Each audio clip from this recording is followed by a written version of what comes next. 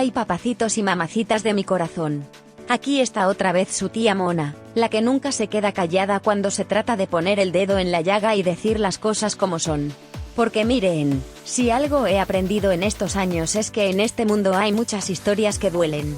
Pero también enseñan, que sacuden el alma y que nos hacen abrir los ojos, aunque nos dé miedo ver la realidad. Y fue precisamente por eso que mi sobrino, el gran Master Gorila, me pidió que me sentara a platicar con ustedes de un tema que nos tiene que importar a todos, porque no es cosa de otros, es cosa de todos. Hoy vamos a hablar, desde la entraña, desde lo más profundo, de esas mujeres que cargan solitas con la vida de sus hijos, que enfrentan la maternidad sin el apoyo de quien debería estar ahí hombro a hombro. Y sí, papacitos, vamos a desmenuzar lo que está pasando con los deudores alimentarios en México, ese montón de personajes que se lavan las manos mientras sus hijos pasan hambre o carecen de lo que merecen. Porque a mí nadie me va a contar lo que es la injusticia, y por eso el gran Master Gorila me dijo, tía, tú que hablas con el corazón en la mano, explícale a la gente lo que de verdad está pasando. Y aquí estoy. Nos vamos a meter en la piel de Ale Dolores, una mujer valiente que ha contado su historia para que ninguna más vuelva a pasar lo que ella vivió. Una historia que es la de millones de mamás en este país, esas que luchan todos los días con el miedo, con la soledad y con la desesperanza, pero también con la fuerza que les da el amor por sus hijos. Así que si tú estás pasando por esto, o conoces a alguien que lo esté viviendo, quédate aquí, porque lo que te voy a contar no solo te va a abrir los ojos, te va a apretar el corazón, y te va a hacer reflexionar como nunca antes. Vámonos a fondo, como solo tu tía Mona y el gran Master Gorila saben hacerlo. La magnitud del problema, más de 30 millones de deudores alimentarios en México.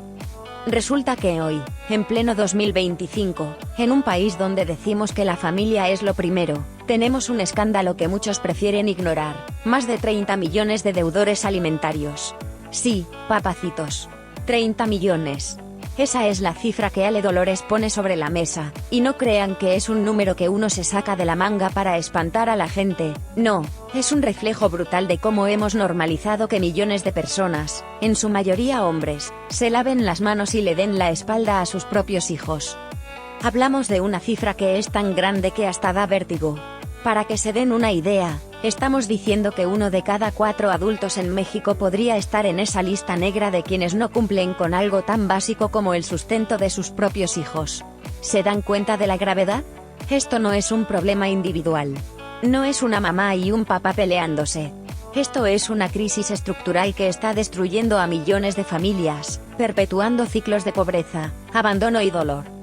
Ale Dolores lo expone sin anestesia. Ella nos muestra cómo el incumplimiento no es la excepción, es la regla. Cómo el sistema, en vez de proteger a los menores, protege a quienes no cumplen. Porque en México, tristemente, todavía seguimos arrastrando ese pacto patriarcal donde el varón puede irse, desentenderse y nadie le dice nada. ¿Cuántas veces hemos escuchado frases como, es que la señora no lo deja ver a los niños o seguro se quiere quedar con su dinero? ¿Cuántas veces hemos visto cómo en los juzgados, a esas mamás que pelean una pensión, las hacen sentir que son unas interesadas? Y mientras tanto, los deudores caminan tranquilos, como si nada, sin enfrentar consecuencias reales. Y es que, aunque ahora exista algo llamado Registro Nacional de Deudores Alimentarios, ese registro todavía es un saludo a la bandera. Porque en la práctica, muchísimos deudores siguen siendo invisibles. No aparecen en los registros, siguen abriendo cuentas bancarias, sacando pasaportes, yéndose a otros estados o países como si no tuvieran una deuda con la vida de sus propios hijos. La falta de un registro eficiente y obligatorio perpetúa esta invisibilidad. El Estado mexicano no los ve, no los busca, no los obliga. Y lo peor, la sociedad tampoco les exige. Aquí es donde el análisis se vuelve todavía más crudo. Porque esto es un espejo de un México donde la corresponsabilidad parental es letra muerta. Donde la idea de que los hijos son de la madre sigue viva y coleando. El abandono no solo es físico ni económico, es también social y cultural. Porque cuando una mujer se queda sola criando, nadie le da un aplauso. Pero cuando un hombre ayuda o cumple, parece que le dan una medalla. Y ahora reflexionen conmigo, ¿qué sociedad estamos creando con estos 30 millones de personas que no cumplen? ¿Qué futuro le espera a un país donde millones de niñas y niños crecen viendo que su papá se fue y nunca miró atrás? ¿Qué estamos enseñando sobre la justicia y la equidad? Esto no es una herida pequeña, es una llaga abierta que sangra todos los días. Por eso les digo, papacitos, lo que expone Ale Dolores no es solo su historia personal. Es un reflejo de un país que necesita cambiar de raíz. Y como dice mi sobrino, el gran máster gorila, si no lo hablamos, si no lo señalamos, nadie lo va a arreglar por nosotros. ¿O ustedes qué piensan? ¿Ya habían imaginado que esto era así de grande? ¿O también les pasó como a mí, que al escuchar el número de 30 millones, sentí que el alma se me apachurraba? Tienes razón, papacito. La bienvenida ya está lista, y ahora vamos de lleno al desarrollo punto por punto, como me indicaste. Sin repetir introducciones y directo al análisis profundo. Aquí va la reescritura centrada solo en el punto 2, sin bienvenidas, sin redundancias, y enfocado en el análisis como la tía Mona sabe hacerlo. Ale Dolores comparte en el podcast con Mr. Doctor su historia personal, y es un testimonio que, más allá de lo individual, refleja un patrón que hemos normalizado como sociedad. Ella cuenta cómo pasó de ser una mujer independiente a quedar atrapada en una relación donde la violencia no fue inmediata, sino progresiva y casi invisible.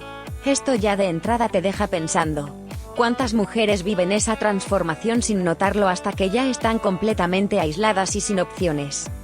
Ella relata cómo, al inicio de la relación, su pareja la fue alejando de su entorno, amistades, familiares, cualquier red de apoyo. Primero con pequeñas sugerencias, después con imposiciones disfrazadas de protección o cuidado. Aquí la clave es cómo opera la violencia simbólica y psicológica. Ale señala que muchas de las decisiones que tomó, como dejar de trabajar o depender económicamente de su pareja, no las percibía como imposiciones en su momento. ¿Cuántas veces creemos que estamos eligiendo, cuando en realidad estamos siendo manipuladas? Es un cuestionamiento que no deja de ser incómodo. En el podcast, ella dice que dejó su independencia financiera para dedicarse completamente a la crianza de su hija, algo que en nuestra cultura muchas veces se ve como natural o hasta deseable. Pero después, cuando la relación se fractura, esa decisión se convierte en un arma en su contra. La dependencia económica se vuelve un obstáculo para salir adelante, y es aquí donde la violencia económica se hace evidente. La pregunta que salta es, ¿qué tanto el sistema social y legal permite que las mujeres recuperen su autonomía tras un proceso de separación o divorcio? ¿Qué mecanismos existen realmente para evitar que se queden desprotegidas? Otro punto fuerte que Ale subraya es el de la violencia psicológica. Habla de un ciclo de control y humillación que, según ella, la hizo perder confianza en sí misma. Y aquí es necesario ir más allá del relato personal. ¿Cómo podemos identificar esas dinámicas antes de que escalen? ¿Qué tipo de educación emocional se necesita desde la infancia para que las mujeres, y los hombres, detecten los signos de alerta? Ahora, Ale también menciona en la conversación que su expareja es un personaje público. Y eso añade otra capa de complejidad. Ella denuncia que este hombre tenía una imagen impoluta de puertas para afuera, mientras que en lo privado ejercía violencia. ¿Cómo contrastar esas dos realidades? ¿Qué pasa cuando el entorno social y profesional respalda al agresor solo por su prestigio o estatus? Aquí la reflexión es seria. En México, el poder mediático y el reconocimiento social muchas veces se convierten en una coraza para evitar el escrutinio o la rendición de cuentas. Sin embargo, esto también abre otro debate importante.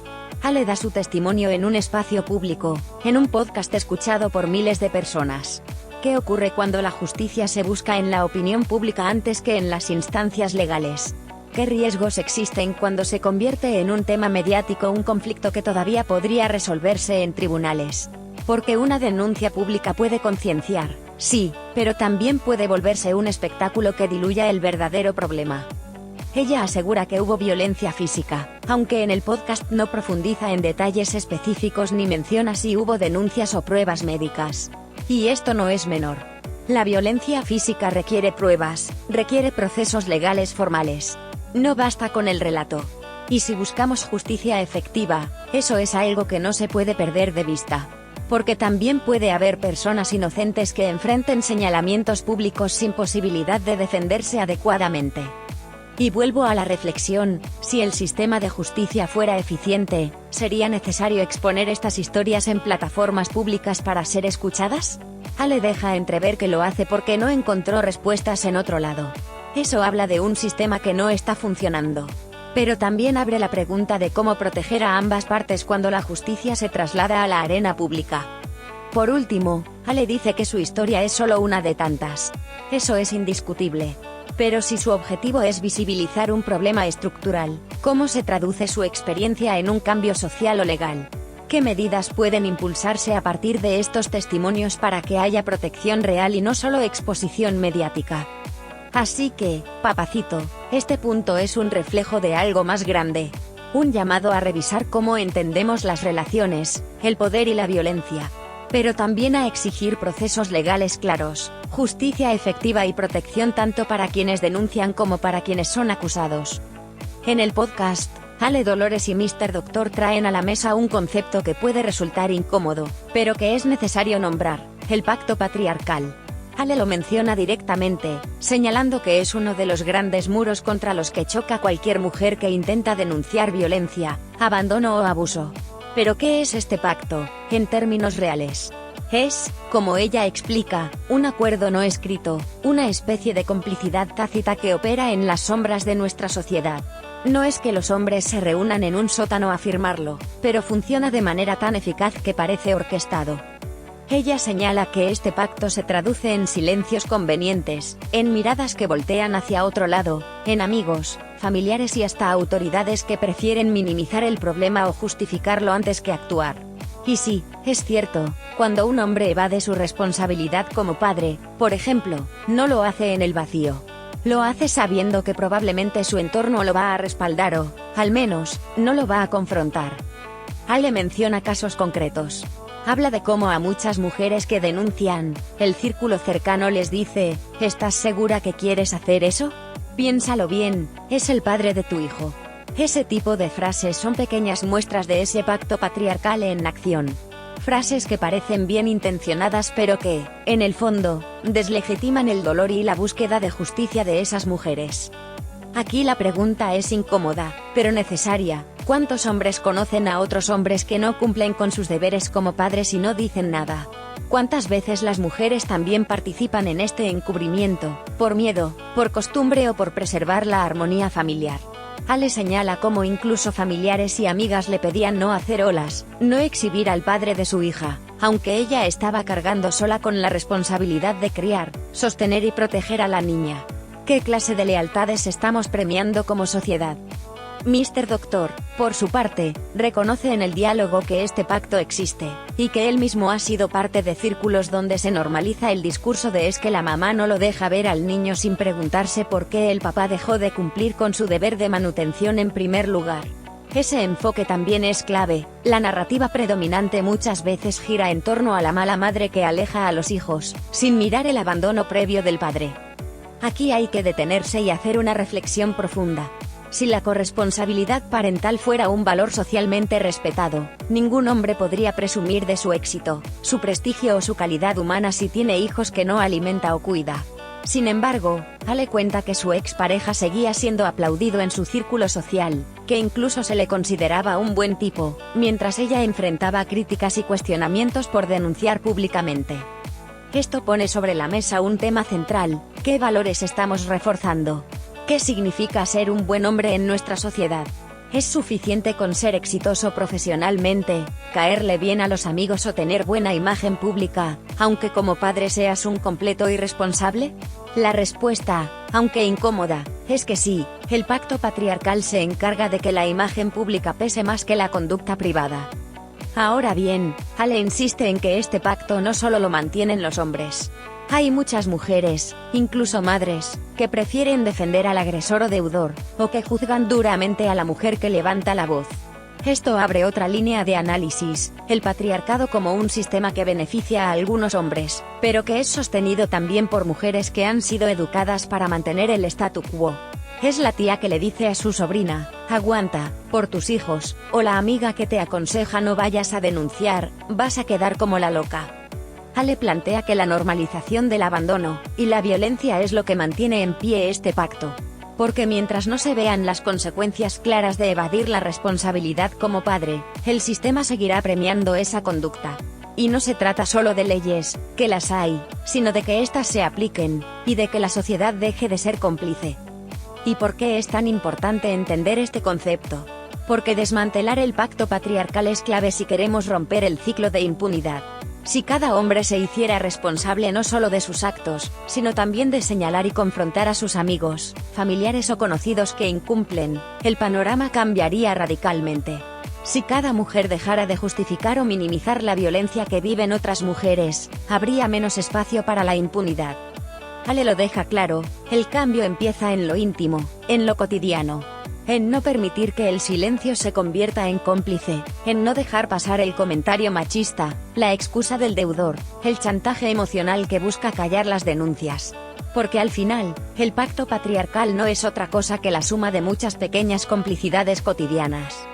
Así que, papacito, aquí te lo dejo sobre la mesa, cómo deshacernos de un pacto que no firmamos, pero que sostenemos con cada silencio y cada omisión. ¿Qué estamos dispuestos a perder con tal de romper esa red de impunidad? La violencia vicaria, que Ale Dolores expone en el podcast de manera descarnada, pero sobre todo precisa. Aquí ya no estamos hablando solo de la irresponsabilidad del deudor alimentario o del pacto de silencio que lo cubre. Aquí estamos frente a una de las violencias más perversas y crueles, aquella que se vale de los hijos como arma para seguir dañando a la madre. Y esto, aunque es reconocido en la ley mexicana, sigue siendo una práctica soterrada, difícil de probar y, en muchos casos, socialmente normalizada. Ale lo dice sin titubeos, cuando una mujer escapa del control de un agresor, él muchas veces recurre a los hijos para seguir sometiéndola. Según ella misma relata, su expareja intentó manipularla desde esa posición, haciéndole sentir que podía quitarle a su hija si no hacía lo que él quería, o que podía decidir cuándo sí, y cuándo no aportaba dinero para el bienestar de la niña. No era solo un tema de incumplimiento de la obligación alimentaria, era, de fondo, un castigo. Una forma de ejercer poder cuando ya no existía relación de pareja. Es la venganza perfecta del agresor, si no eres mía, entonces te quito lo que más amas. Ale enfatiza que esta violencia es invisible para muchos. Que el chantaje emocional no siempre deja huellas físicas, pero sí cicatrices profundas. Ella misma señala cómo, incluso cuando hay denuncias, las autoridades no siempre reconocen que detrás de la falta de pago de la pensión, o de los intentos de manipular el régimen de visitas, existe una estrategia de control y castigo. Porque el agresor no solo incumple, sino que convierte la manutención y la convivencia con los hijos en monedas de cambio. O en armas, para doblegar a la mujer. Aquí surge una pregunta poderosa que Ale lanza entre líneas: ¿por qué el sistema judicial sigue interpretando estos conflictos como simples disputas entre adultos, cuando en realidad son formas de violencia que afectan directamente a la infancia? ¿Por qué el abandono económico, el incumplimiento de acuerdos y las amenazas de quitar la custodia no se tratan siempre como violencia vicaria, cuando claramente lo son?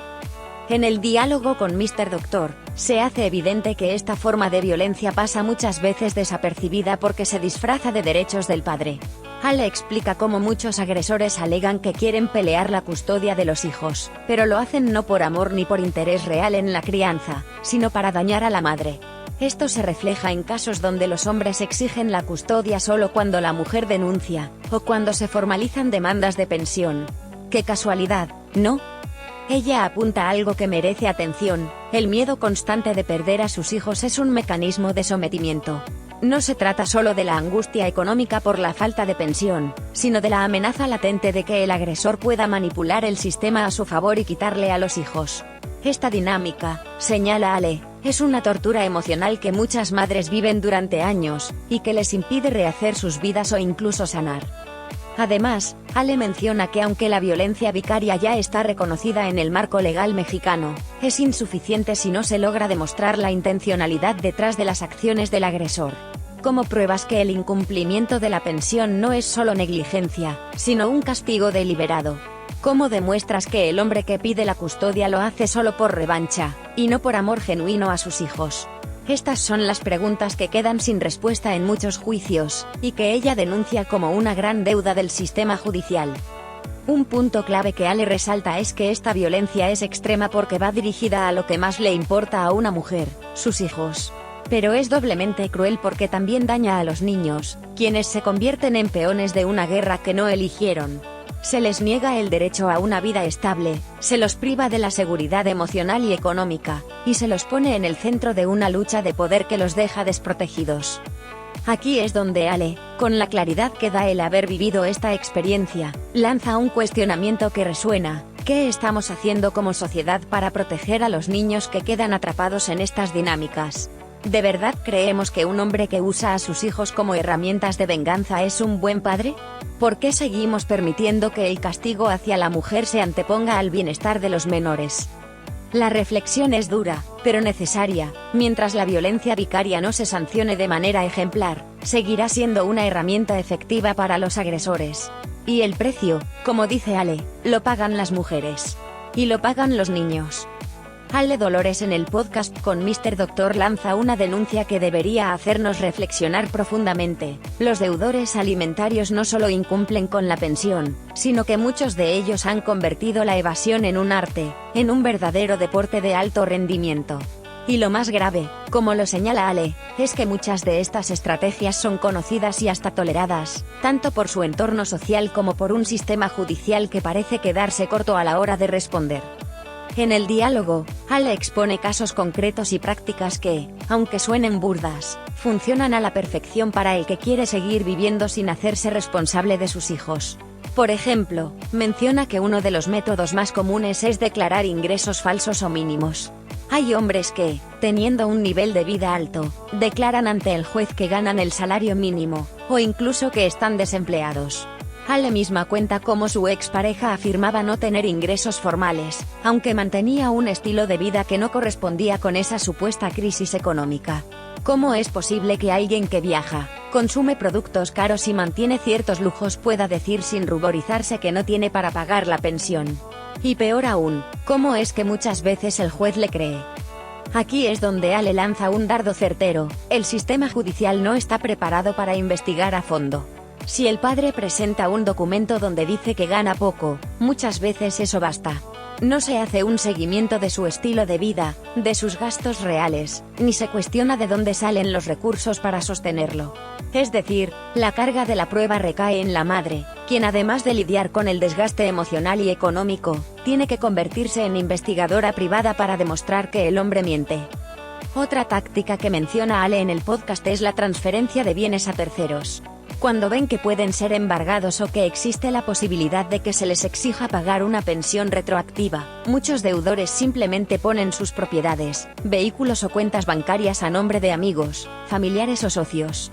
De este modo, cuando llega el momento de rendir cuentas, legalmente no tienen nada. Ale cuenta cómo su expareja hizo maniobras similares para aparentar insolvencia. ¿Qué tan sencillo es en México transferir un bien, y con eso zafarse de las obligaciones alimentarias? Parece que demasiado. Y esto conecta con otra de las estrategias que Ale y Mr. Doctor discuten: vivir de ingresos en efectivo sin registros oficiales.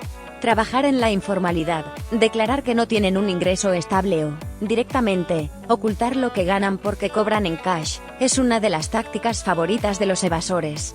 Ale señala que esto es particularmente común en ciertos perfiles: empresarios informales, profesionistas que trabajan por honorarios sin declarar, o personas que se manejan dentro de economías paralelas donde el rastro financiero es difícil de seguir. ¿Cómo se combate esto? Según Ale, la legislación actual es poco efectiva si no hay cooperación de otras instancias, como Hacienda o instituciones financieras. Y ahí está el problema: la falta de coordinación entre los sistemas permite que el agresor juegue con las lagunas legales a su favor. Una de las prácticas que ella destaca como especialmente cruel es el cambiar de país o esconderse para evadir las notificaciones legales. Ale lo expone con toda claridad: hay hombres que, cuando saben que ya hay una orden judicial o que el proceso legal va en serio, desaparecen. Pueden irse a otra ciudad, cambiar de número de teléfono, bloquear en redes sociales y convertirse en verdaderos prófugos. No de la justicia penal, pero sí de sus responsabilidades civiles y familiares. Lo grave, dice Ale, es que el sistema tarda en reaccionar. Si el deudor no es localizado, el proceso se estanca. Y durante ese tiempo, quien sufre es el menor que queda sin pensión y sin apoyo. Ella misma menciona que en su caso hubo momentos donde parecía que las autoridades estaban más interesadas en seguir el trámite administrativo que en garantizar el bienestar de su hija. Aquí surge una reflexión de peso, porque si el incumplimiento de la pensión alimenticia es un delito en México, se sigue viendo como un simple trámite civil. Ale apunta que, aunque la ley marca sanciones que incluyen el embargo de bienes y hasta la privación de la libertad, es raro que estos castigos se apliquen. La impunidad sigue reinando. Y esto, según Ale, no es casualidad. Quienes tienen conocimiento del sistema, o cuentan con abogados hábiles, saben exactamente cómo manipular los procesos para dilatarlos o evadirlos. Ale también hace un llamado a no subestimar la complicidad del entorno social. Explica que hay familias y amigos que ayudan a estos hombres a ocultarse, a mantener la fachada de buen padre ante la sociedad, mientras en lo privado abandonan y violentan. ¿Qué pasa cuando un hombre que no paga pensión es defendido públicamente como víctima de la mala mujer que solo quiere su dinero? Ale lo deja claro, eso también es parte del pacto patriarcal. Un silencio cómplice que encubre la irresponsabilidad, y la convierte en un asunto de pareja, cuando es una violación de derechos humanos, especialmente de los menores. La conversación con Mr. Doctor pone sobre la mesa una pregunta incómoda: ¿por qué los hombres que incumplen con la pensión siguen teniendo acceso libre y sin restricciones a sus hijos, cuando no cumplen con su obligación básica de cuidarlos económicamente? Ale no propone que se corte el vínculo paterno, pero sí exige que el cumplimiento de la responsabilidad sea condición para ejercer ciertos derechos parentales. Es decir, si no cuidas, no exijas. Para cerrar este punto, lo que queda claro del análisis de Ale Dolores es que el sistema legal mexicano tiene grandes lagunas y que los deudores alimentarios con recursos, tiempo y asesoría saben perfectamente cómo sacarles provecho. La pregunta que queda al aire es, ¿cuándo se van a cerrar esas puertas de escape que permiten que la injusticia siga disfrazándose de legalidad? Ale Dolores, en su charla con Mr. Doctor, expone una realidad cruda que muchas veces se silencia: el peso emocional, mental y físico que conlleva la maternidad autónoma, sobre todo cuando está atravesada por la violencia y el abandono. Y si bien ella está contando su propia historia, también está poniendo sobre la mesa la experiencia de miles de mujeres en México que cargan solas con la crianza, sin apoyo del progenitor y, lo que es peor, sin respaldo institucional. Ale comparte que durante su embarazo vivió un nivel extremo de estrés, tanto por la relación violenta que tenía con el padre de su hija como por el miedo constante a que, una vez nacida, ella quedara completamente sola. Lo menciona con la crudeza de quien ya no puede fingir que todo está bien. Incluso reconoce que sufrió depresión postparto, un tema que aún hoy sigue siendo tabú en muchos espacios. ¿Cuántas veces hemos escuchado esa frase de es que las mujeres tienen que ser fuertes por sus hijos? Como si el amor maternal fuera suficiente para sostener todo el dolor, el cansancio y la incertidumbre. Lo que Ale relata es revelador: no solo tuvo que enfrentarse a los cambios hormonales y físicos propios del puerperio, sino que, además, luchaba contra un sistema legal lento, un entorno social que la juzgaba, y un agresor que, lejos de asumir su responsabilidad, la amenazaba y manipulaba. Aquí es donde ella pone el dedo en la llaga: la revictimización no viene solo del agresor, sino también del sistema y de la sociedad. La hacen sentir como si fuera culpable de su situación. ¿Por qué elegiste mal? ¿Por qué no lo denunciaste antes? ¿Por qué no te saliste a tiempo? Son preguntas que Ale menciona y que muchas mujeres escuchan constantemente. Como si fueran ellas quienes tienen que cargar con la culpa de la violencia que otros ejercen. En el diálogo con Mr. Doctor, Ale describe la sobrecarga mental y emocional de estar atenta a todo: a la seguridad de su hija, a los pagos, a los trámites judiciales, a los procesos legales interminables. Y no se trata solo de agotamiento físico, sino de una presión constante, de saber que si ella se cae, no hay quien la sostenga. ¿Quién cuida de la madre que lo hace todo? Ella misma lo dice: la red de apoyo muchas veces no existe. O es mínima. Y lo institucional falla. Las autoridades no siempre responden. Las pensiones tardan meses en resolverse. Y mientras tanto, el tiempo pasa, las necesidades no se detienen, y el cansancio se acumula. Ale habla de la dificultad para disfrutar la maternidad cuando la maternidad es un campo de batalla. ¿Qué significa ser madre autónoma en México? Significa ser proveedora, cuidadora, protectora, educadora, gestora de la salud mental propia y de los hijos.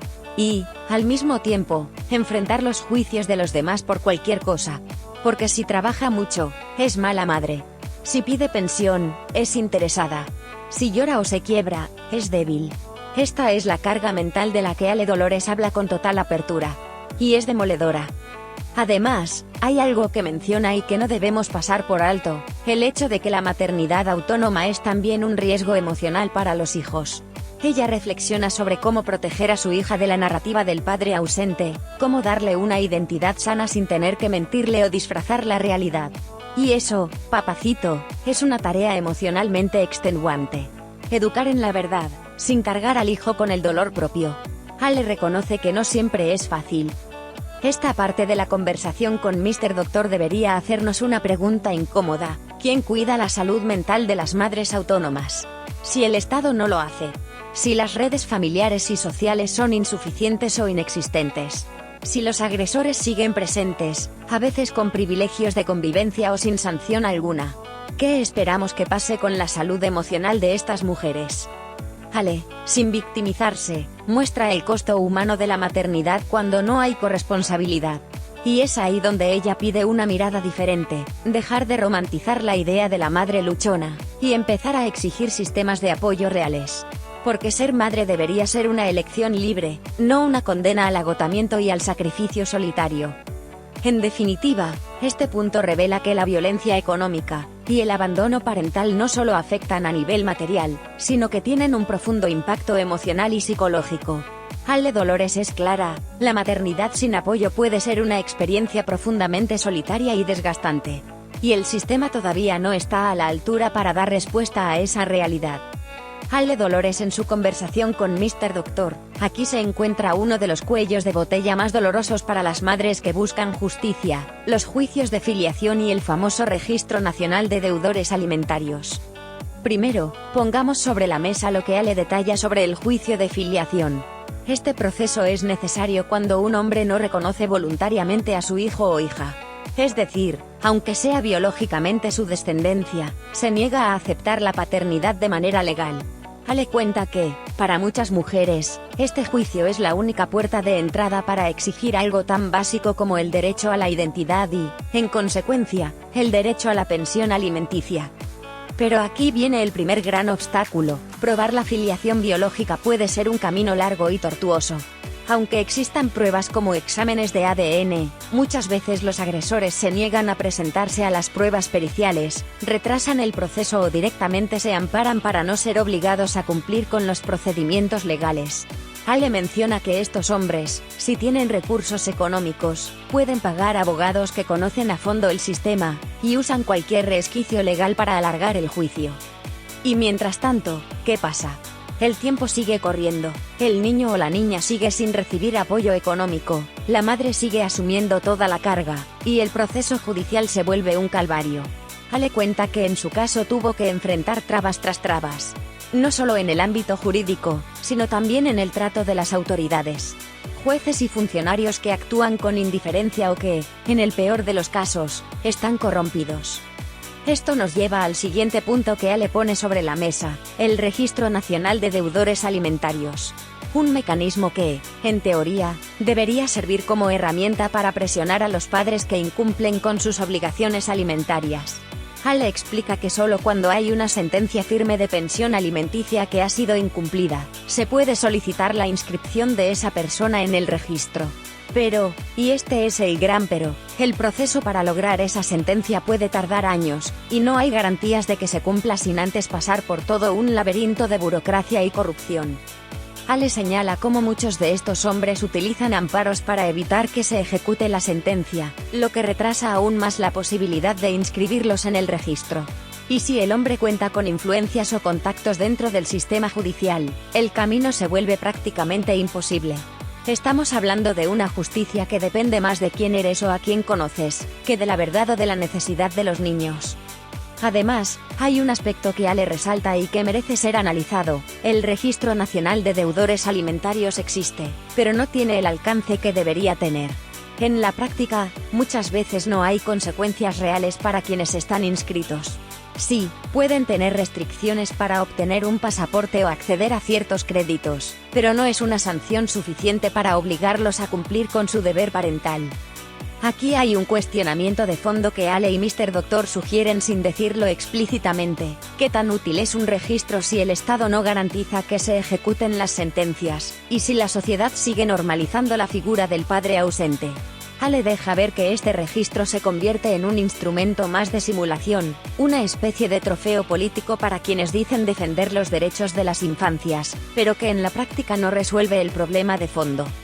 También es importante algo que ella menciona: los juicios de filiación y las demandas de pensión alimenticia exigen tiempo, dinero y energía emocional. Es un proceso desgastante, que muchas mujeres no pueden sostener porque tienen que priorizar la supervivencia diaria. Esto perpetúa el ciclo de impunidad, porque si la víctima no puede continuar el proceso, el agresor queda libre de toda consecuencia. Entonces la pregunta que queda en el aire es esta: ¿a quién protege el sistema judicial? ¿A las infancias y a las madres que buscan justicia o a los agresores que tienen los recursos para burlarse de la ley? El relato de Ale Dolores, desde su experiencia personal, muestra que no basta con tener leyes, hace falta que sean ejecutables, que haya voluntad política y que se erradique la corrupción que protege a los deudores alimentarios. En el tema de los deudores alimentarios, el abandono económico prolongado. Como lo explica Ale Dolores en la charla con Mr. Doctor, el retroactivo de la pensión alimenticia es una herramienta legal que puede representar un resarcimiento parcial, aunque sea económico, a años de ausencia, negligencia y violencia económica por parte del progenitor. Pero ojo, que esto no es algo que se dé de manera automática ni mucho menos sencilla. Ale deja claro que, una vez que se reconoce la paternidad legalmente, es decir, cuando existe una sentencia firme del juicio de filiación o cuando el hombre acepta legalmente ser el padre, se abre la posibilidad de exigir el pago de la pensión desde el momento en que nació el hijo o hija. Esto, en términos simples, significa que el padre puede ser obligado a pagar todos los años que no aportó nada para el sustento de su descendencia, aunque hayan pasado 5, 10 o incluso más años. Esto pone sobre la mesa varias cuestiones de fondo. Primero, la ignorancia jurídica que existe en torno a este derecho. Ale señala que muchas mujeres no saben que pueden exigir este retroactivo, y aquí vale la pena cuestionar por qué. ¿Por qué esta información no es parte de los discursos oficiales ni de las campañas de información pública?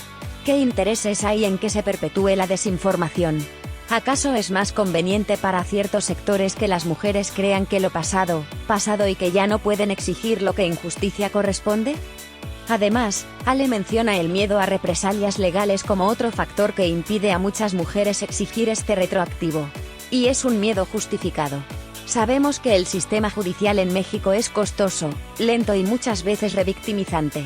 Hay mujeres que temen iniciar el proceso por el desgaste emocional y económico que implica, pero también por el riesgo de que el agresor tome represalias, ya sea a través de violencia directa, campañas de desprestigio, o acciones legales que buscan intimidarlas, como contrademandas o amparos estratégicos.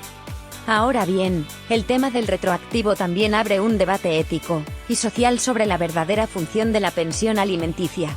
Ale insiste en que no se trata de venganza, sino de reparación. La pensión retroactiva es un reconocimiento, aunque limitado, de que ese niño o niña fue privado de una mejor calidad de vida durante años, porque el padre decidió no cumplir con su responsabilidad básica. Y es aquí donde Ale nos invita a reflexionar: ¿qué pasa con esos años de carencias? ¿Qué pasa con las oportunidades perdidas, la salud descuidada, la educación limitada? El dinero retroactivo no compensa realmente esos daños, pero al menos obliga al deudor a enfrentar las consecuencias económicas de su abandono. Y aquí hay otra pregunta clave que surge del análisis de Ale: ¿qué tan efectivo es el cobro del retroactivo en la práctica? Porque una cosa es que haya una sentencia que lo reconozca, y otra muy distinta es que el pago se materialice. Ale describe cómo muchos deudores se declaran insolventes, tramitan amparos, o esconden sus bienes y sus ingresos para evadir el pago del retroactivo. En teoría, se les puede embargar bienes o cuentas bancarias, pero en la práctica los mecanismos de ejecución son débiles y muchas veces corruptos. Además, el tema del retroactivo también debería poner en alerta al sistema financiero y fiscal mexicano. ¿Cómo es posible que un hombre pueda tener ingresos no registrados o a nombre de terceros durante años, y que ninguna autoridad fiscal o judicial lo detecte? Esto es lo que Ale señala como parte del pacto patriarcal institucionalizado, donde la impunidad se sostiene por la complicidad de múltiples actores, desde jueces y ministerios públicos hasta notarios y contadores. Para cerrar este punto, hay una reflexión que Ale sugiere de manera implícita: las mujeres deben estar mejor informadas y acompañadas jurídicamente para exigir el retroactivo. No es una cuestión solo personal, sino un acto político que desafía la impunidad del sistema patriarcal. Porque si cada mujer decidiera exigir lo que en derecho le corresponde, el sistema colapsaría, y quizás entonces sí habría una verdadera reforma de fondo. La pregunta que queda es, ¿qué se necesita para que esta información llegue realmente a todas las mujeres? ¿Qué tendría que pasar para que el retroactivo de la pensión alimenticia deje de ser una excepción y se convierta en la regla? ¿Qué papel tiene el Estado y qué papel tiene la sociedad civil para romper el silencio que rodea esta herramienta de justicia? Ale Dolores en su conversación con Mr. Doctor es, sin duda, uno de los más simbólicos y profundamente cargados de significado político, aunque muchas personas podrían quedarse solo en la superficie, y verlo como una simple cuestión de crianza o de decisión personal. La lactancia materna prolongada, que Ale llevó hasta los 4 años y medio de su hija, no es un acto casual ni aislado. En el contexto que ella describe, de violencia económica, abandono y revictimización sistemática, se convierte en un acto de resistencia y una estrategia de supervivencia. Vamos a desmenuzar esto. Ale explica que amamantar durante tantos años fue, en su caso, una forma concreta de garantizar el bienestar físico y emocional de su hija, especialmente en un entorno donde las condiciones materiales eran precarias. Recordemos que ella misma expone cómo el padre de la niña, al convertirse en deudor alimentario, no solo le quitó el apoyo económico, sino que también la dejó completamente desprotegida frente al sistema judicial y social. Entonces, la lactancia prolongada no fue solo una elección basada en convicciones personales o en la información médica, sino que se convirtió en una solución práctica ante la falta de alternativas reales. Y aquí es donde Ale mete el dedo en la llaga. ¿Qué ocurre cuando el Estado no garantiza mínimas condiciones de bienestar para las madres autónomas y sus hijos? ¿Qué pasa cuando las instituciones fallan en su deber de asegurar que los deudores alimentarios cumplan sus responsabilidades? Lo que pasa es que las mujeres como Ale tienen que inventar estrategias para sobrevivir, y la lactancia materna se transforma en un gesto profundamente político, en el sentido más amplio del término. Es decir, se convierte en una respuesta concreta a una estructura que la excluye y la precariza. Ale también menciona cómo la sociedad, muchas veces, critica o juzga a las mujeres que practican la lactancia prolongada. Ella relata que fue objeto de comentarios despectivos y miradas de desaprobación. Aquí cabe preguntarse, ¿por qué se señala y cuestiona tanto a una madre que decide amamantar más allá de los 2 años, pero no se hace el mismo escrutinio sobre los padres que abandonan, incumplen y desaparecen? ¿Qué clase de sociedad se escandaliza por un pecho que alimenta, pero normaliza el incumplimiento de las obligaciones paternas? Esta pregunta no es menor, y Ale la deja flotando en el aire, porque deja en evidencia los dobles estándares y la hipocresía social. Además, Ale nos lleva a reflexionar sobre el vínculo emocional que se fortalece a través de la lactancia prolongada. En un contexto donde la figura paterna desaparece, la madre se convierte en el único pilar emocional del niño o la niña. Y la lactancia es, en sí misma, una forma de proteger ese vínculo, de asegurar un espacio de seguridad, contención y afecto en medio del caos y la incertidumbre. Es un espacio donde el niño no solo recibe alimento, sino también afirmación, estabilidad y amor incondicional, valores que brillan por su ausencia en un entorno donde uno de los progenitores ha renunciado a sus responsabilidades. Por otro lado, Ale sugiere que la lactancia prolongada desafía el mandato patriarcal, porque rompe con la expectativa de que la mujer debe volver rápidamente a ser productiva en términos laborales y sociales, y de que la crianza debe delegarse lo antes posible. Amamantar hasta los 4 años y medio es, en ese sentido, un rechazo a los tiempos y las normas que impone el sistema capitalista y patriarcal, que exigen que la madre supere su rol de cuidadora cuanto antes para reincorporarse a un modelo de productividad que rara vez es compatible con la maternidad autónoma. Otra cuestión importante que surge del testimonio de Ale es la carga física y emocional que supone sostener este tipo de crianza. Amamantar durante años no es algo que se haga sin esfuerzo ni sacrificio. Es un proceso que demanda energía, tiempo y entrega absoluta, en un contexto donde ella misma ya estaba lidiando con procesos legales, violencia vicaria, estrés económico y la presión social. ¿Qué significa, entonces, que una mujer se mantenga firme en esa decisión pese a todas estas circunstancias? Significa, sin duda, que estamos ante una forma radical de resistencia, donde la supervivencia no solo es biológica, sino también emocional y simbólica. Por último, habría que preguntarse, ¿qué alternativas tienen otras madres autónomas en México que no pueden o no quieren ejercer una lactancia prolongada? ¿Qué garantías ofrece el Estado para que la nutrición, la salud y el bienestar emocional de los niños estén asegurados sin depender exclusivamente del sacrificio de la madre? Y si esas alternativas no existen o son insuficientes, ¿no estamos entonces condenando a esas mujeres a sostener solas el peso de la supervivencia, sin ningún tipo de apoyo institucional? La experiencia de Ale con la lactancia prolongada nos confronta con una realidad incómoda. La maternidad autónoma en México sigue siendo una lucha de supervivencia, y muchas veces, de resistencia solitaria, donde incluso el acto de amamantar se convierte en un acto político de profundo significado. Ale Dolores en su conversación con Mr. Doctor es, quizás, uno de los más crudos y reveladores de la experiencia de ser una madre autónoma en México.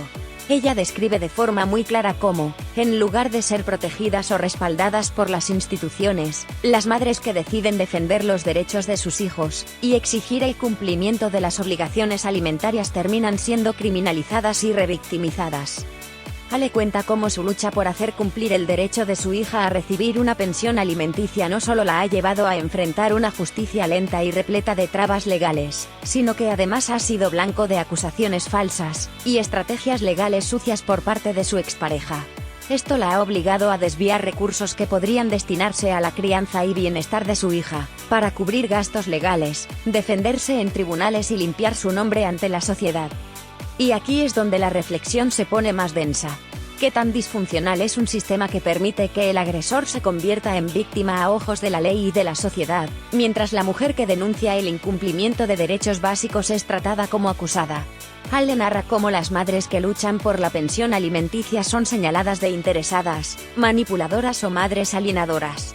Esta narrativa no es nueva, pero sí profundamente dañina.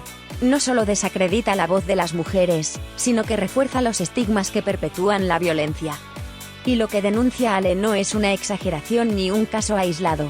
Ella misma explica que cuando una madre levanta la voz, lo primero que hace el deudor alimentario es victimizarse, construir una narrativa de persecución y lanzar denuncias falsas.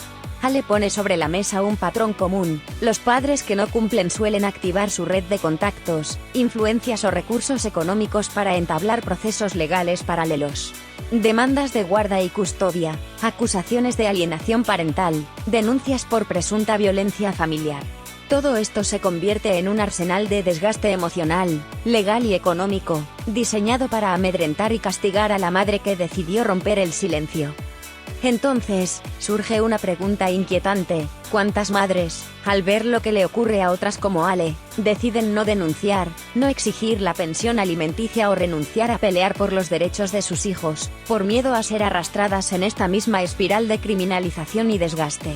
¿Cuántas mujeres se resignan a cargar solas con la maternidad, con tal de evitar pasar años en tribunales, ser desacreditadas públicamente o terminar incluso privadas de la libertad por una acusación infundada?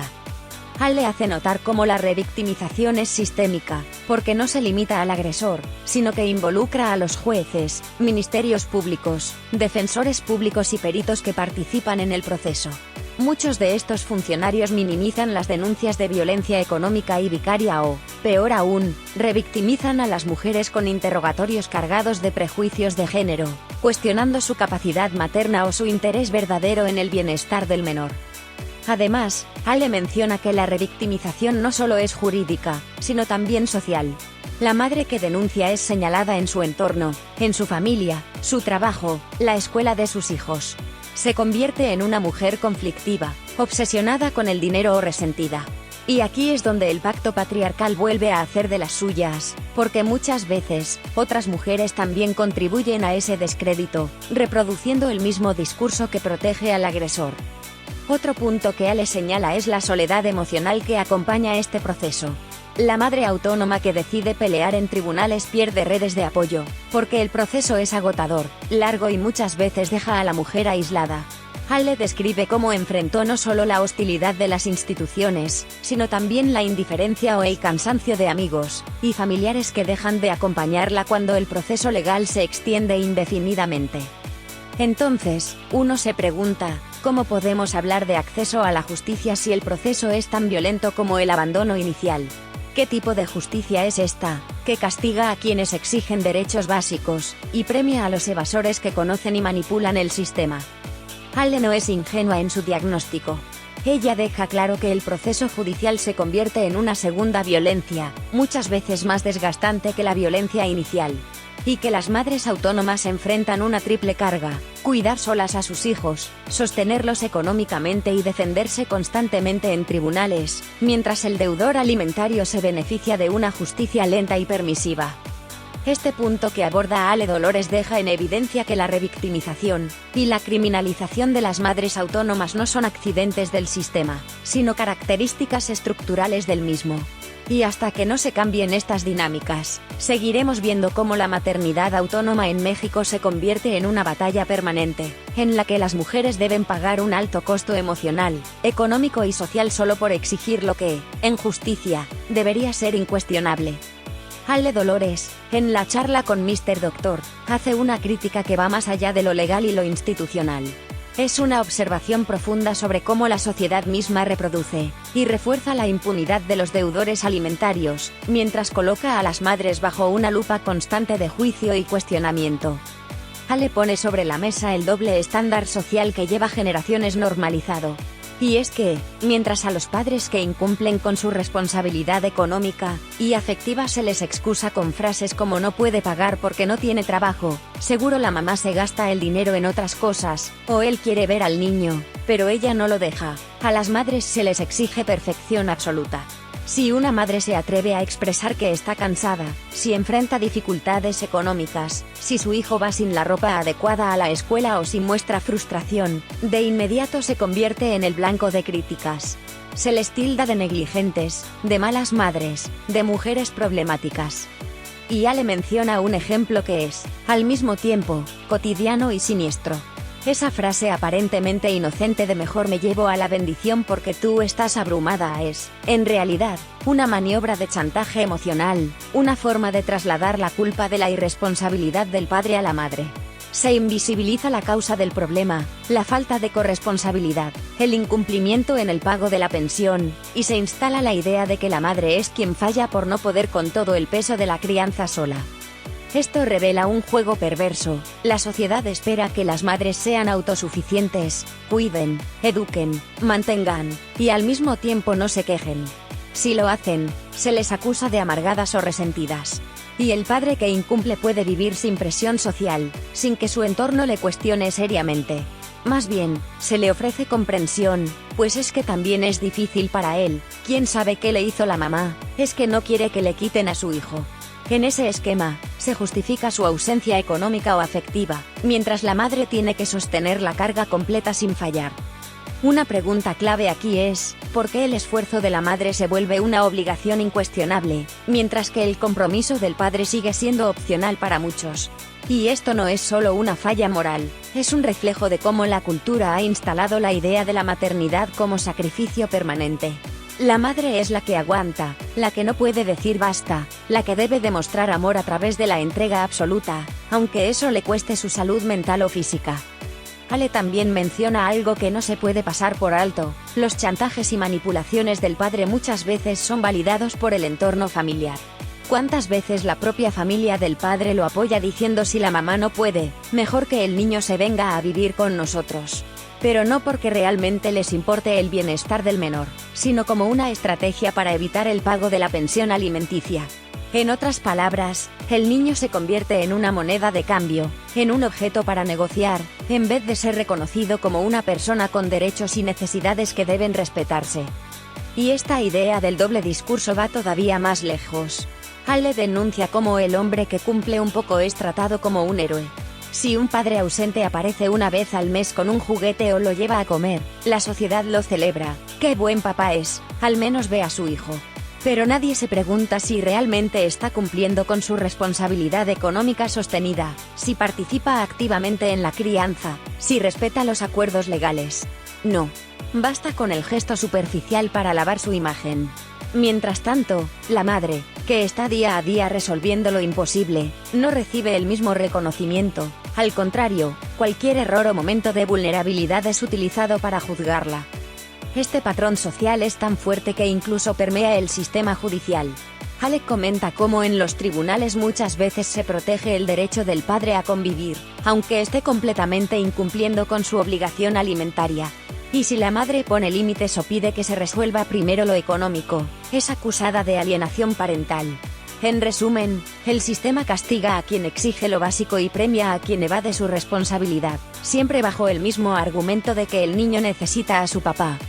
Entonces, habría que preguntarnos, ¿qué pasaría si la sociedad juzgara a los padres deudores alimentarios con el mismo rigor con el que juzga a las madres autónomas? ¿Qué pasaría si la vara con la que se mide la responsabilidad y el compromiso fuera igual para ambos? Ale deja claro que el problema no es individual, sino estructural. Y que mientras se siga viendo la maternidad autónoma como un fallo de la mujer, y no como el resultado del abandono masculino y la complicidad social, nada va a cambiar de fondo. Ale Dolores resalta algo fundamental, la fuerza que surge cuando las mujeres se organizan para enfrentar un sistema que, de manera histórica, les ha dado la espalda. Habla en su conversación con Mr. Doctor del papel crucial que cumplen colectivos como el Frente Nacional contra Deudores Alimentarios, y el Frente Nacional contra la Violencia Vicaria, describiéndolos no solo como un espacio de apoyo, sino como un refugio y una trinchera de resistencia para las madres que enfrentan estos procesos tan desgastantes. Lo interesante aquí es observar cómo estas redes funcionan como una respuesta colectiva frente a una problemática individualizada a la fuerza.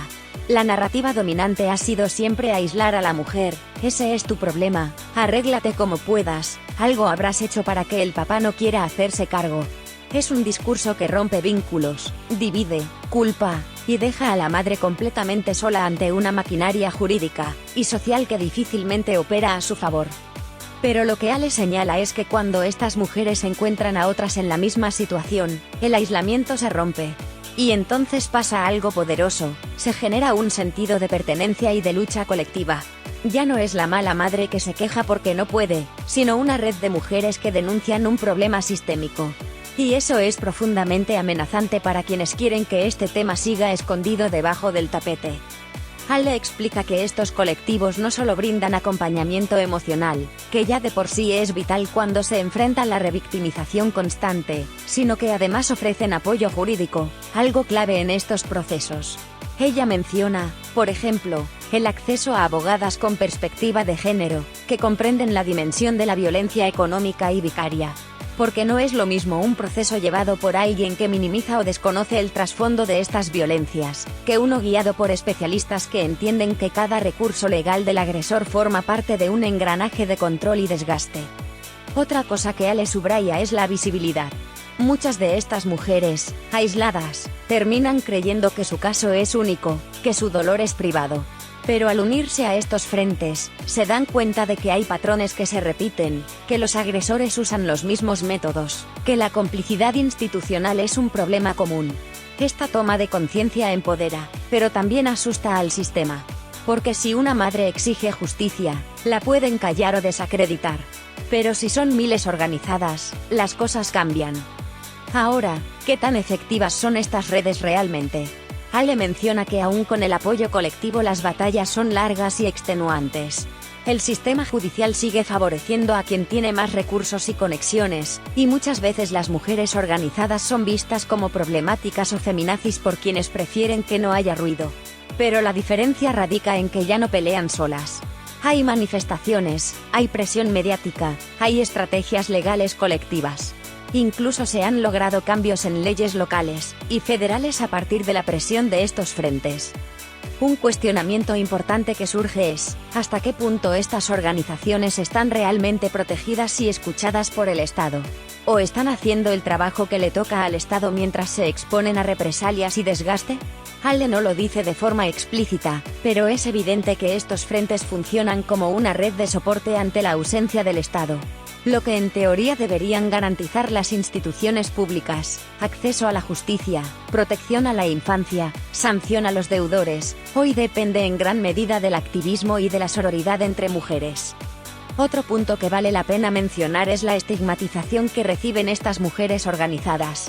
Ale comenta cómo son acusadas de querer lucrar, de tener intereses ocultos, de manipular a los hijos en contra de los padres.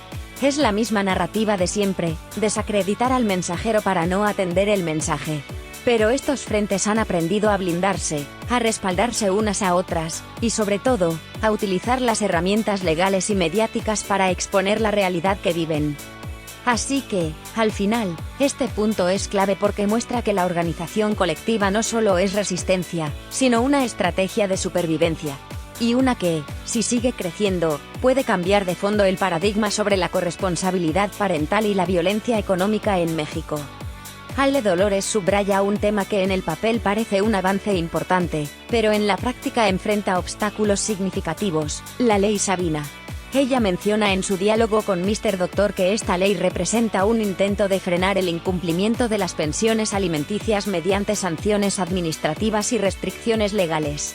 Es decir, si un deudor alimentario no paga lo que debe, no puede tramitar documentos oficiales como el pasaporte, la licencia de conducir o vender propiedades a su nombre. Ahora bien, el análisis que podemos hacer aquí va más allá de aplaudir la existencia de la ley. Porque si algo queda claro después de escuchar el testimonio de Ale, es que el problema no es solo que no haya leyes, sino que no se cumplen. Ale lo menciona de manera clara: los deudores han aprendido a burlar el sistema, y aunque las leyes se endurezcan, siguen encontrando resquicios legales o maniobras fraudulentas para evadir sus responsabilidades. Pensemos por ejemplo en la figura del deudor alimentario que declara no tener bienes ni ingresos oficiales. Según relata Ale, es común que los agresores triangulen propiedades y recursos a nombre de terceros, familiares, amigos, incluso empresas fantasma. En el papel, el deudor es alguien sin ingresos, pero en la práctica vive con lujos, y mantiene un estilo de vida que contradice esa supuesta insolvencia.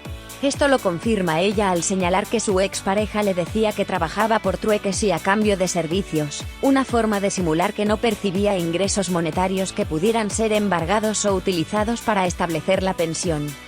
Lo que nos lleva a un cuestionamiento inevitable: ¿cuál es la verdadera capacidad de la Ley Sabina para frenar estos abusos si las estructuras económicas y sociales permiten la simulación de pobreza de los agresores? Ale denuncia algo que es clave: el registro de deudores alimentarios es incompleto, porque muchos ni siquiera llegan a esa etapa del proceso judicial. Las trabas legales, el uso de amparos y la corrupción permiten que estos hombres se mantengan invisibles ante la ley, a pesar de sus incumplimientos. Y aunque se supone que la Ley Sabina prohíbe ciertos trámites hasta que se regularicen los pagos de pensión, ¿de qué sirve si el deudor nunca es inscrito en el registro porque su proceso judicial lleva años empantanado? O peor aún, si logra que sus deudas queden en papel, pero sin ejecución. Otra arista que toca Ale es la falta de capacitación de los jueces y funcionarios públicos. Aunque la ley existe, ella cuenta cómo se encuentra con autoridades que minimizan las denuncias o que actúan sin perspectiva de género. Por ejemplo, en su caso, a pesar de todas las pruebas y denuncias, el proceso se alarga y se obstaculiza constantemente. Vale la pena preguntarse si la Ley Sabina se ha convertido más en un símbolo que en una herramienta efectiva. Porque mientras en redes sociales y en los discursos políticos se celebra su existencia, en la vida real las madres autónomas siguen enfrentando un muro de burocracia, indiferencia y corrupción. Otro punto interesante es el doble discurso social que Ale menciona: cuando un padre pierde su pasaporte o no puede vender su coche por deber pensión, de inmediato surge el discurso de que es una injusticia, pobrecito, ¿cómo va a salir adelante? Pero nadie se pregunta cómo han salido adelante esas madres que durante años han sostenido solas el hogar, la crianza y la educación de sus hijos, sin un solo peso de pensión y enfrentando amenazas constantes. La Ley Sabina, en ese sentido, no solo tiene un valor jurídico, sino también simbólico. Le recuerda a la sociedad que la corresponsabilidad parental no es opcional, que no pagar la pensión alimenticia es una forma de violencia. Sin embargo, como señala Ale, queda mucho por hacer para que esa simbología se convierta en justicia efectiva. Y aquí podríamos lanzar otra reflexión: ¿qué tanto hemos normalizado que la obligación de los padres sea vista como un favor, y no como un derecho de los hijos? Porque mientras siga esa idea arraigada culturalmente, las leyes como la Sabina seguirán siendo parchones en un sistema que necesita un cambio de raíz. Vamos a profundizar, porque este es uno de los puntos neurálgicos del problema.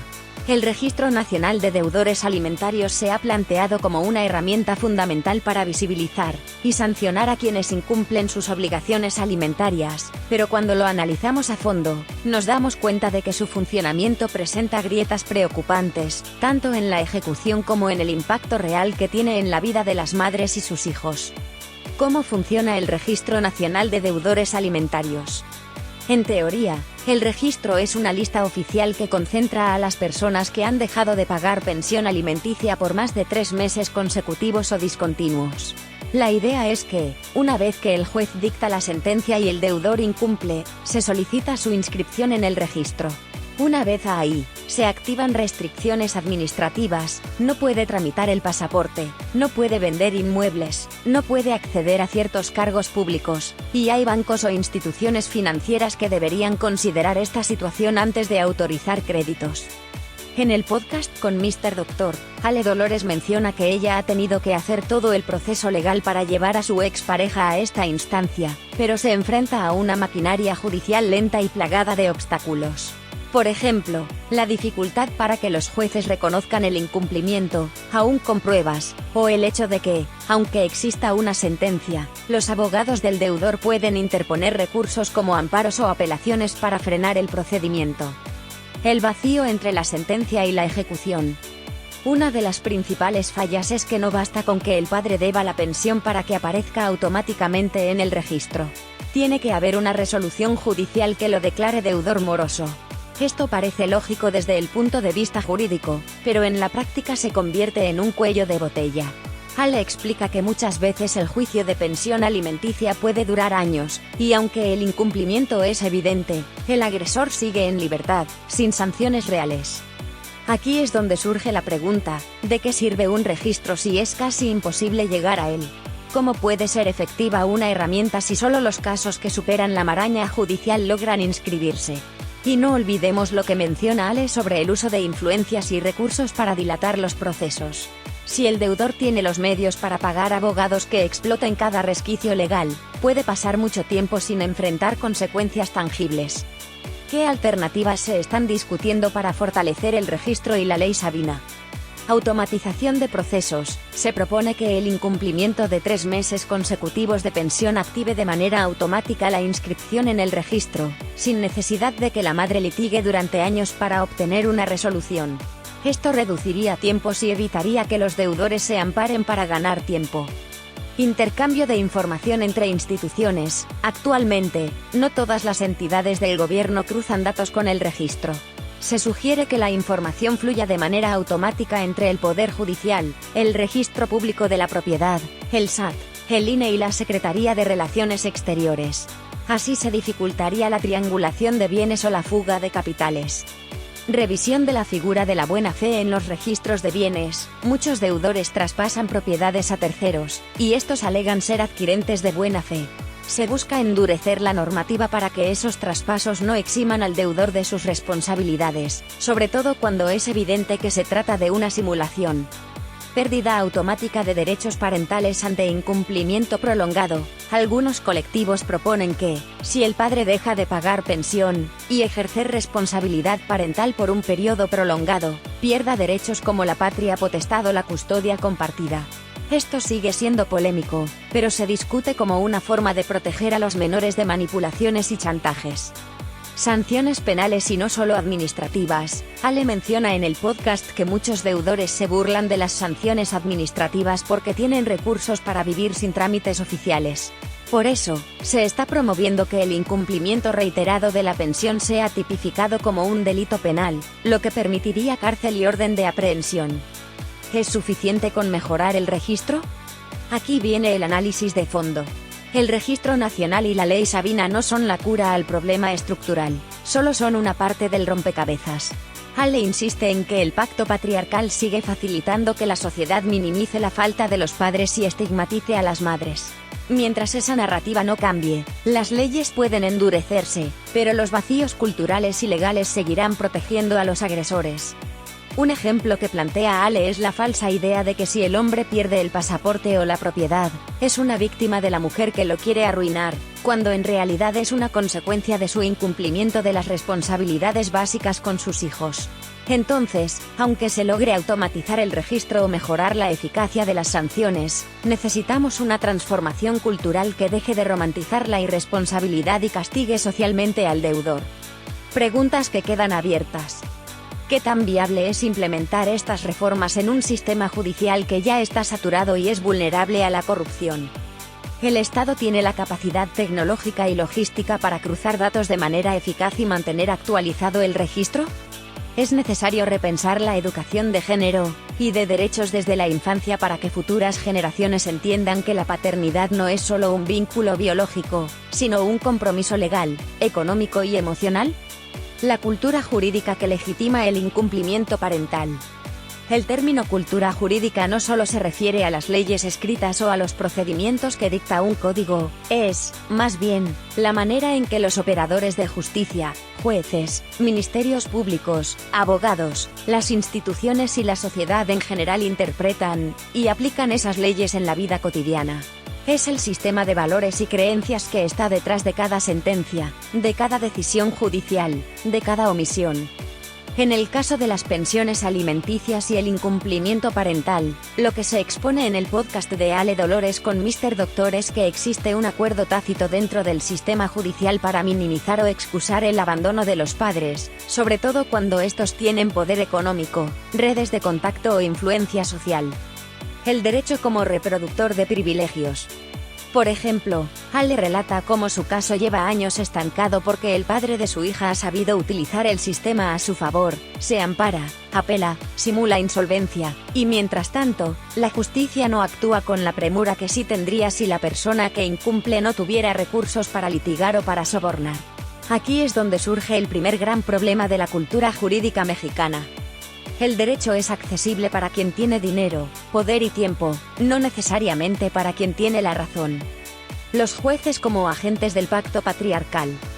Ale también señala la falta de perspectiva de género de muchos jueces y juezas, quienes aún consideran que la madre debe ser paciente, que el padre no puede dar lo que no tiene o que hay que entender su situación emocional. Este trato paternalista con los deudores alimentarios es una forma de perpetuar el pacto patriarcal desde la toga. Hay quienes incluso le restan credibilidad a la madre, la cuestionan más a ella que al deudor, y permiten que los procesos se alarguen sin sentido.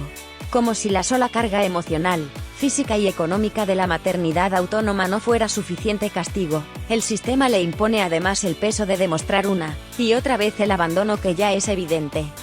El abuso del derecho, una violencia estructural. Aquí es clave entender que el uso perverso de los recursos legales para prolongar un juicio o evitar la ejecución de una sentencia es, en sí mismo, una forma de violencia.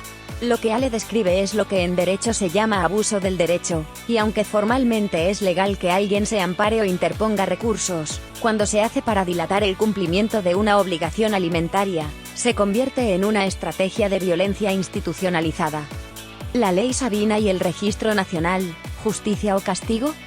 Ale menciona que cuando los padres morosos son inscritos en el Registro Nacional o cuando se les aplica la Ley Sabina, surge un discurso revictimizante, donde la sociedad, e incluso algunos operadores del derecho, pintan al deudor como una víctima. ¿Qué culpa tiene de no tener dinero?, dicen algunos jueces. O peor, existe una tendencia a pensar que la madre quiere fregar al padre, en lugar de reconocer que ella está luchando por lo que le corresponde legal y moralmente. Este doble discurso no es menor. Es la normalización institucional del incumplimiento parental, basada en una visión androcéntrica del derecho que considera el bienestar económico y emocional del hombre antes que el interés superior de los niños. La justicia como espacio masculinizado. Y aquí vale la pena detenernos. El derecho y sus instituciones siguen siendo espacios profundamente masculinizados, donde los roles de género tradicionales son la regla no escrita. La madre es vista como la que debe aguantar, y el padre como alguien a quien no se le puede exigir demasiado. Esta lógica se filtra en las decisiones de custodia, las pensiones que se fijan en cantidades ridículas, y los tiempos judiciales que se extienden hasta lo absurdo. Y aunque las leyes hablen de perspectiva de género, el ejercicio cotidiano de esa justicia sigue validando la irresponsabilidad y la impunidad de los deudores. Preguntas incómodas. ¿Por qué seguimos considerando buena voluntad algo que es un deber legal? Ale lo menciona en el podcast. Muchos padres dicen te doy porque quiero, no porque me obligues. Y los jueces lo validan. ¿Por qué no existe un principio de celeridad procesal real cuando el bienestar de un niño está en juego? Se aplican amparos y recursos que dilatan años el pago de una pensión que los menores necesitan hoy, no en 5 años. ¿Cuántos jueces y juezas tienen la formación en derechos de la infancia y perspectiva de género para entender la gravedad de estos casos? El derecho sigue viendo a los niños como extensión de la madre, no como sujetos de derechos prioritarios. ¿Hasta qué punto el derecho civil sigue funcionando como un espacio de negociación entre adultos, olvidando el interés superior de la niñez? Punto. Vamos de lleno a desarrollar el punto 14, partiendo de lo que mencionó Ale Dolores en el podcast con Mr. Doctor, pero llevándolo a un análisis más profundo y reflexivo. Esta parte es clave porque conecta la maternidad autónoma con un escenario extremo como la pandemia, donde se hizo evidente lo que muchas veces se quiere invisibilizar. La maternidad autónoma en pandemia, crisis sanitaria, social y emocional. Cuando Ale Dolores comparte que su experiencia como madre autónoma comenzó en pleno contexto pandémico, lo que está revelando es un escenario límite, un campo de prueba extremo para entender la precariedad emocional, económica y social que viven miles de mujeres en su misma situación. Ella describe cómo, después del nacimiento de su hija, se encontró completamente sola en otro país, sin el respaldo de su familia ni una red cercana de apoyo, mientras atravesaba el duelo por la muerte de su padre. Todo esto en un ambiente de incertidumbre global, donde incluso lo básico, salud, movilidad, acceso a servicios, estaba condicionado por el confinamiento. Aquí es importante detenernos. ¿Qué pasa cuando la maternidad autónoma, que ya es un acto de resistencia en contextos normales, se da en un mundo paralizado por una pandemia? La maternidad autónoma como campo de batalla en medio de la crisis sanitaria.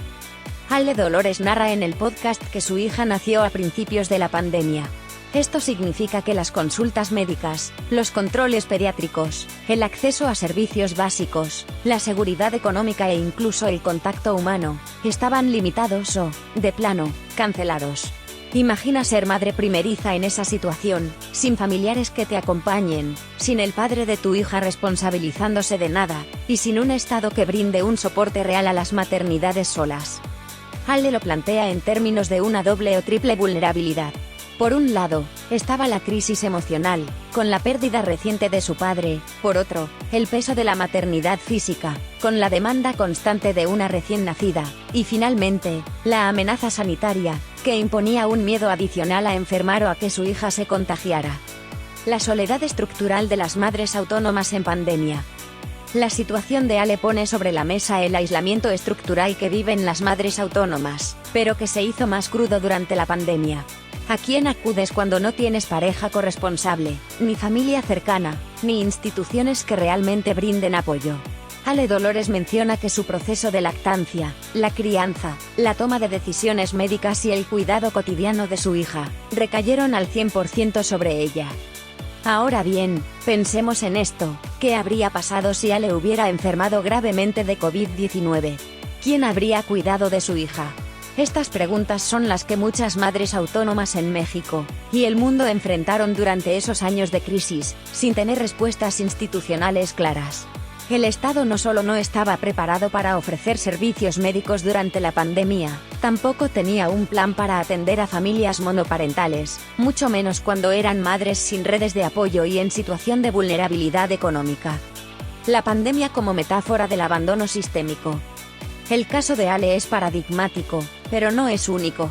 La pandemia evidenció lo que ya venía ocurriendo desde antes: el abandono sistemático de las madres solas, que tienen que funcionar como proveedoras, cuidadoras, educadoras y sostén emocional, sin ninguna corresponsabilidad de los padres y sin soporte real de las instituciones.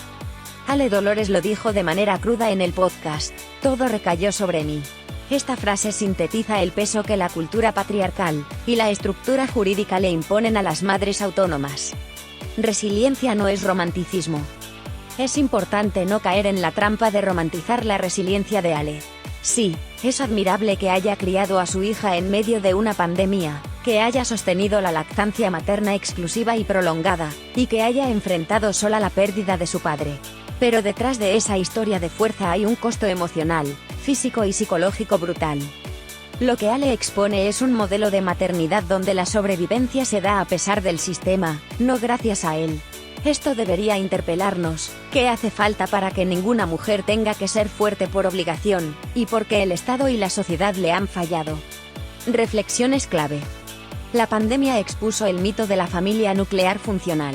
En contextos de crisis extrema, quedó claro que la carga del cuidado recae desproporcionadamente en las mujeres, sobre todo en las madres solas. La maternidad autónoma es vista como una elección cuando muchas veces es el resultado del abandono estructural. Ale no eligió criar sola, fue dejada sola por el padre de su hija, y por un sistema que permitió ese abandono. El Estado mexicano y sus políticas de protección a la infancia no previeron las condiciones específicas de las madres autónomas en pandemia. Ni apoyos económicos efectivos, ni acceso preferente a servicios de salud, ni medidas de emergencia fueron diseñadas para este sector. Preguntas incómodas. ¿Qué habría sido diferente si Ale hubiera contado con un sistema de cuidados estatal o comunitario? ¿Por qué la maternidad autónoma se sigue concibiendo como una responsabilidad individual cuando es un tema social y colectivo? ¿Qué tan dispuesta está la sociedad a reconocer que la maternidad en solitario no es una elección sino una consecuencia de un abandono sistemático? Vamos a desarrollar el punto 15, sin repetir lo que ya hemos analizado anteriormente, y enfocándonos en esta dimensión que es muchas veces la más invisibilizada: el impacto físico y psicológico que sufre una mujer víctima de abandono parental, violencia vicaria y precariedad económica. 15. Las consecuencias físicas y psicológicas del abandono y la violencia. En el testimonio de Ale Dolores, compartido durante el podcast con Mr. Doctor, se vislumbra un aspecto que rara vez es puesto en el centro del debate: el costo que la violencia económica, vicaria y el abandono sistemático tienen sobre el cuerpo y la salud mental de las madres autónomas. Ale habla de manera abierta sobre su experiencia con la anemia, la depresión, el estrés crónico y los ataques de ansiedad. Esto, más allá de ser una vivencia personal, es el reflejo de un patrón estructural que atraviesa a miles de mujeres en México y América Latina. Cuando el cuerpo se convierte en campo de batalla. Ale menciona que su salud física comenzó a deteriorarse al poco tiempo de asumir en soledad la crianza de su hija. El agotamiento, el insomnio, la falta de acceso a una alimentación balanceada, las preocupaciones financieras y el miedo constante, hicieron que su cuerpo colapsara en forma de anemia severa y cansancio crónico. Aquí hay que detenernos. La anemia, en muchos casos, es el resultado de una alimentación deficiente, pero no porque las madres no sepan lo que deben comer, sino porque priorizan alimentar a sus hijos por encima de ellas mismas. En el caso de Ale, el esfuerzo adicional de sostener una lactancia prolongada mientras lidiaba con una economía precaria, intensificó aún más el desgaste físico. Este tipo de consecuencias no son un accidente ni mala suerte. Son la expresión física de una violencia estructural, cuando el Estado falla en garantizar la corresponsabilidad parental, y cuando los deudores alimentarios son protegidos por un sistema legal lento y permisivo. Lo que ocurre es que la madre se convierte en el único sostén de todo un sistema que debería ser compartido. Y el costo es altísimo. La mente bajo asedio constante. Ale también relata episodios de estrés extremo, ansiedad incapacitante y cuadros de depresión, que fueron persistentes durante todo el proceso. Es importante subrayar que no estamos hablando de momentos difíciles que una persona puede superar con fuerza de voluntad. Lo que ella describe son condiciones crónicas de salud mental, derivadas de una exposición prolongada a violencias múltiples, violencia económica, simbólica, institucional y vicaria. El estrés crónico, por ejemplo, tiene consecuencias devastadoras: afecta la memoria, disminuye la capacidad para tomar decisiones, debilita el sistema inmunológico, e incluso puede generar enfermedades cardíacas. Ale confiesa que durante mucho tiempo vivió en estado de alerta permanente, con el miedo constante a una represalia judicial, a una nueva demanda falsa o a la posibilidad de perder la custodia de su hija. Este estado emocional no solo desgasta, destruye la calidad de vida de quien lo sufre. La violencia vicaria también pasa por el cuerpo. Una de las ideas más poderosas que se desprende del relato de Ale Dolores es que la violencia vicaria no solo pasa por el daño simbólico al usar a los hijos como herramienta de castigo, también se instala en el cuerpo de la mujer como una enfermedad silenciosa y devastadora. La incertidumbre sobre el futuro de sus hijas e hijos, la lucha por mantener la estabilidad económica y emocional, y la carga de ser la única garante de sus derechos, rompen la salud de estas mujeres a pedazos. Ale explica cómo el padre de su hija utilizó tácticas de desgaste emocional y legal para mantenerla en un estado de lucha constante, obligándola a defenderse de denuncias falsas, pagar abogados y enfrentar procedimientos judiciales eternos.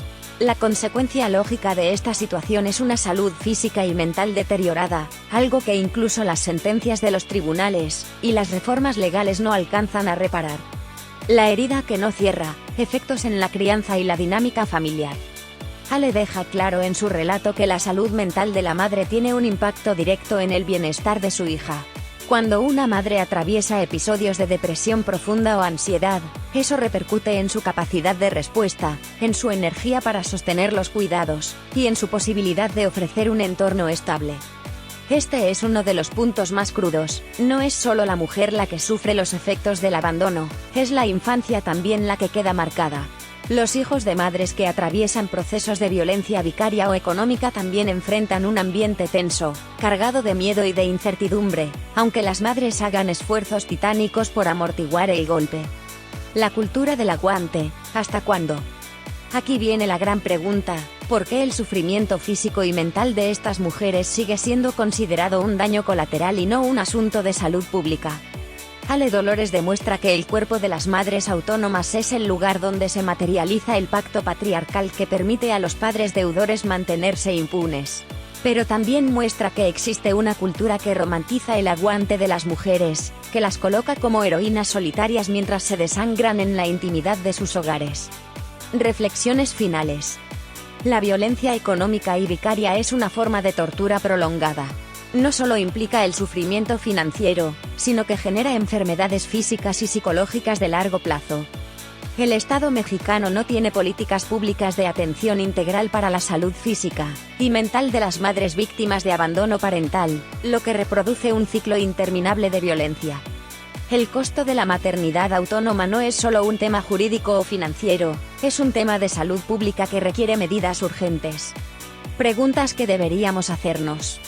¿Qué tipo de atención médica gratuita y especializada reciben las mujeres víctimas de violencia vicaria o de abandono parental?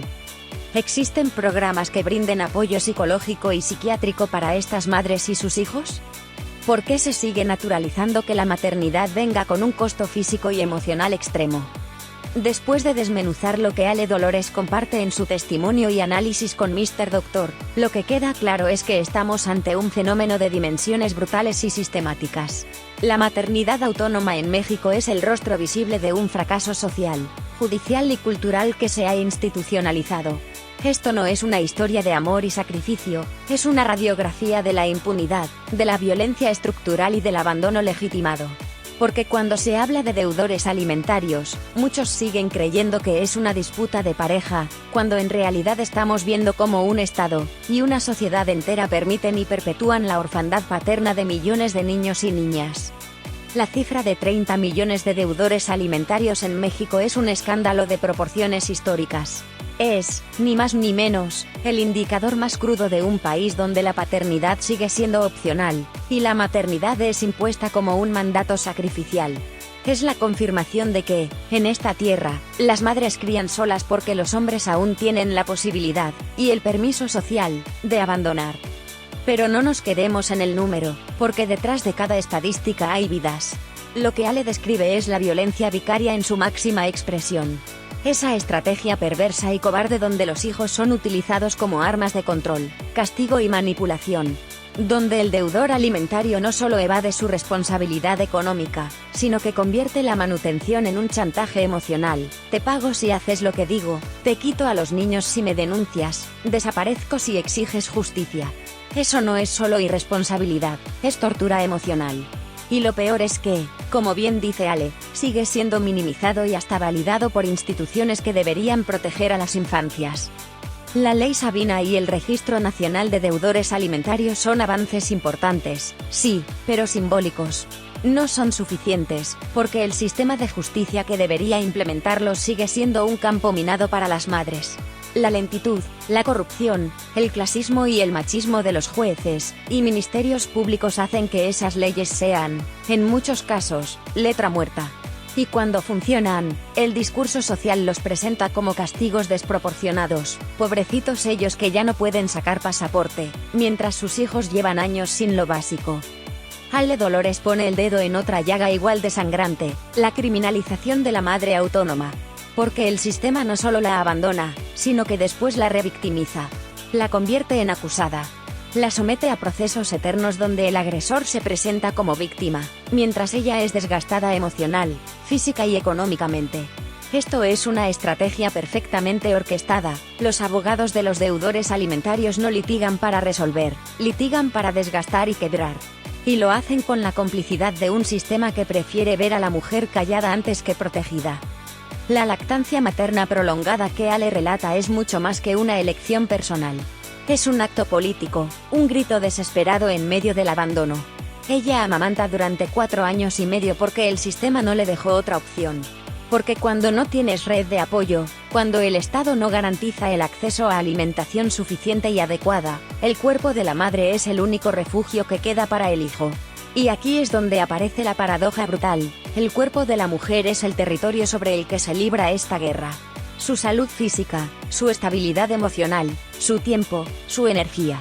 Todo es consumido en la crianza solitaria, mientras el padre ausente es aplaudido cuando hace el favor de ir a una visita de vez en cuando. Y ojo, porque Ale también revela que el pacto patriarcal no es solo de hombres. Hay mujeres que lo sostienen. Madres, amigas, juezas, tías que te dicen: aguanta, no denuncies, no hagas olas. Esa complicidad femenina es uno de los engranajes más eficaces del sistema de opresión. Y romper ese pacto requiere de algo más que leyes, requiere de conciencia social y de educación profunda sobre los derechos de la infancia.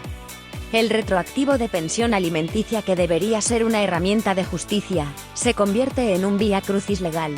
Ale lo explica de forma brutal: aun cuando ganas el juicio, muchas veces es imposible ejecutar la sentencia porque el deudor se declara insolvente o ha escondido sus bienes a nombre de terceros. Y aquí lo que se evidencia es que el sistema fiscal, legal y financiero mexicano es el mejor cómplice de los evasores. Durante la pandemia, Ale vivió el peor de los escenarios: aislamiento, maternidad autónoma, duelo por su padre y un sistema colapsado que no garantizaba ni lo básico. Y aún así, se mantuvo firme. Pero, ¿a qué costo?